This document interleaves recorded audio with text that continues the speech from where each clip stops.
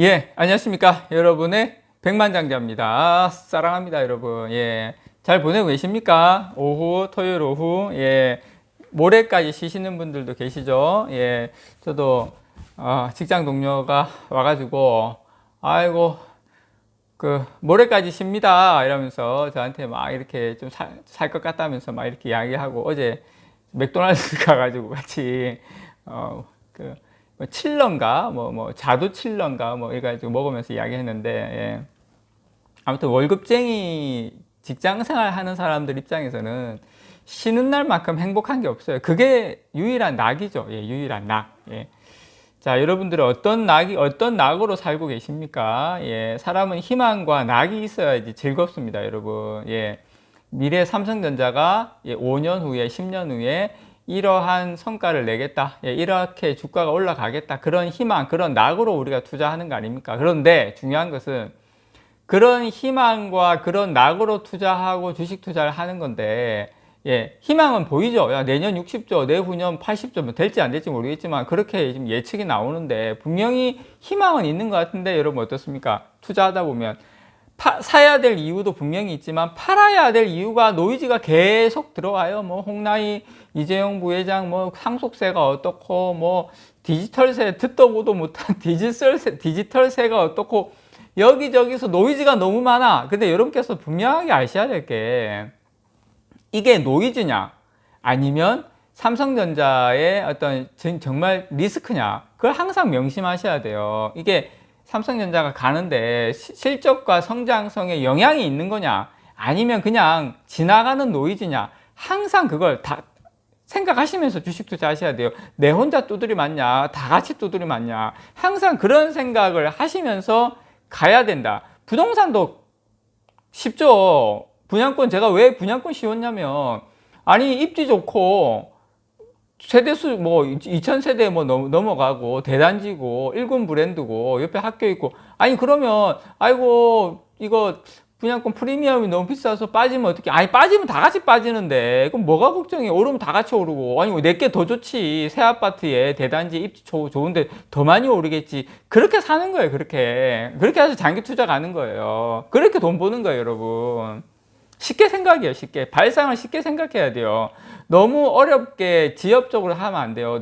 나무를 보면 안 돼요. 숲을 봐야 돼요. 멀리 봐야 되고 제가 그래서 장기 차트 띄워드리고 삼성전자 연봉 차트 띄워드리고 하이닉스도 제가 10년봉 띄워드리고 하는 이유가 길게 보셔야 돼요. 길게.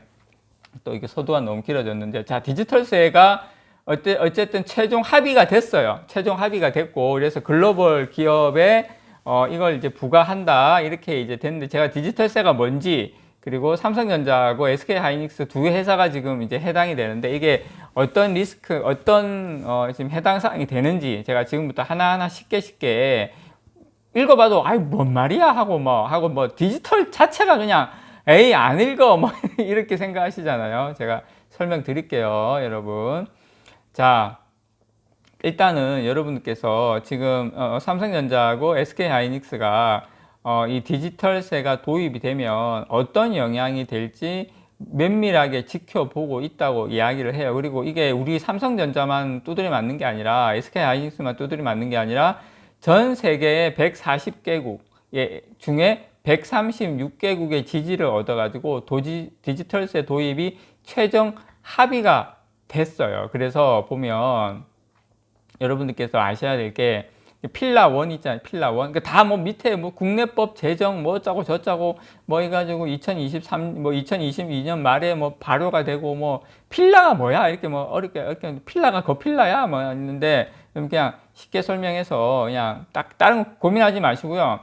일단 필라 1 삼성전자하고 SK하이닉스는 여기에 해당이 됩니다. 뭐냐면 200억 유로 27조 매출이 27조가 넘고 이익률이 10%가 넘고 이 대상인 기업은 디지털세를 내야 된다. 그런데 매출 27조 이익률 10% 그러면 2조 7천억 넘어가면 디지털세를 내야 돼요. 삼성전자, SK하이닉스 우리 국내에서는 이 두 기업이 해당이 됩니다. 삼성전자는 뭐 237조니까 매출이 영업이익률도 삼성전자가 한 15% 정도 내외 왔다 갔다 합니다, 여러분. 그 정도 면은 당연히 삼성전자는 해당이 되겠죠. SK하이닉스도 매출이 한 32조 원, 영업이익률도 SK하이닉스도 한 15% 가까이 뭐 많으면 더 올라가지만 되거든요.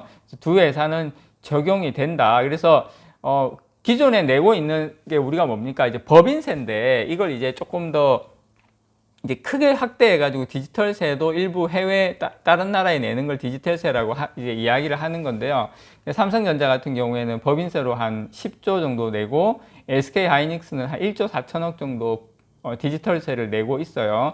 그래서 여기서 글로벌 2023년부터 글로벌 대기업들이 매출 가운데 통상이익률 10%를 넘는 초과이익에 이익률의 10%를 넘는 초과이익의 25%에 대한 세금을 각 시장 소재국에 나눠서 내야 된다는 겁니다. 예를 들어서 구글 같은 경우에 국내에 들어왔잖아요. 국내에 들어와서 국내 사업에서 벌어 들어가는 수익, 그 부분에 대해서는 예를 들어서 유튜브 같은 수익이 나지 않습니까? 그걸 우리나라에 돈을 내야 된다. 세금을 내야 된다. 거기에 통상 이익률의 10%를 넘는 초과 이익의 25% 막 어렵죠. 하여튼 좀 내야 된다.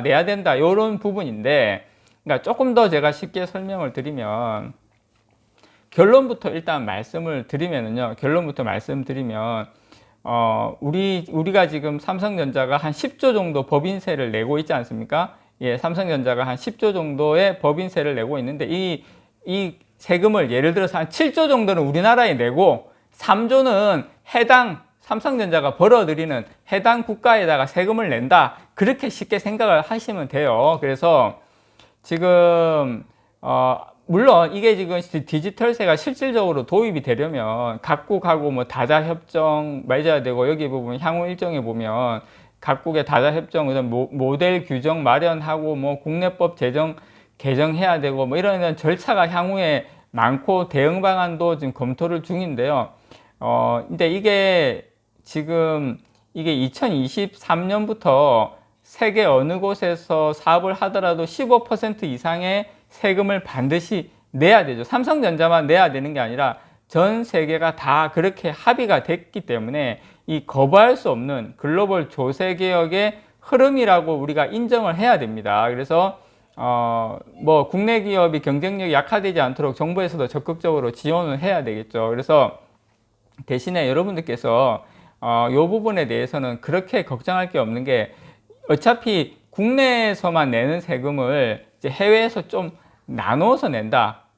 국내에서 내던 법인세 한 10조 정도 나가던 거 일부를 해외 국가에 내는 것이기 때문에 세금 총액이 거의 비슷해요. 어차피 디지털세가 도입된다 하더라도 우리나라 나는 세금을 디지털세 명목으로 해외 사업에서 돈 번 나라에 주는 것이기 때문에 어떤 삼성전자나 하이닉스가 시장에서 받는 충격은 그렇게 안 크다.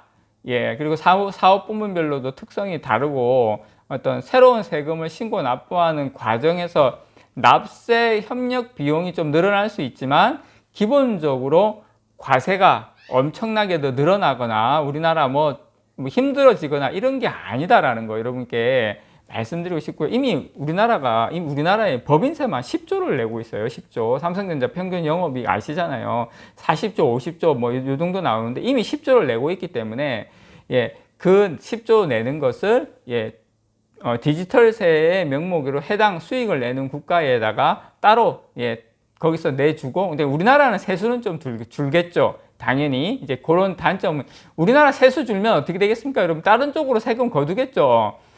부동산 쪽에 가장 세금 저항률이 어떻게 표현해야 되나, 그냥 봉익 임선달식으로 세금 다 떼어나가는 건 부동산입니다, 여러분. 양도소득세 이래가지고 향후에 부동산 같은 경우에는 저는 보유세도 올라갈 거라고 생각을 해요. 어차피 주식 같은 경우에는 저항이 생각보다 세요. 지금 막 이렇게 해가지고 하다가 지금 5천만 원 수익 난 것만 이제 과세하겠다고 했는데, 그거를 끌어내리려면 뭐 지방선거든 국회의원 선거든 대선이든 그거 하나는 포기한다 생각하고 해야 되기 때문에 그거는 제가 봤을 때 힘들다. 어떻게 되냐? 다주택자, 그 다음에 고가주택 이런 쪽으로 계속 세금이 선진국형으로 갈 수밖에 없다. 미국처럼 보유세율이 올라갈 수밖에 없다. 저는 개인적으로 당장은 아니더라도 그런 방향으로 흘러갈 수밖에 없다. 이 디지털세의 핵심은 국내에 내는 영업 법인세가 줄어들고 해외로 나간다. 자, 국내에 법인세가 줄어들면 당연히 다른 쪽으로 세수를 확보한다. 그렇게 여러분들께 제가 정리를 드리겠습니다. 이상 여러분의 백만장자였습니다. 사랑합니다, 여러분.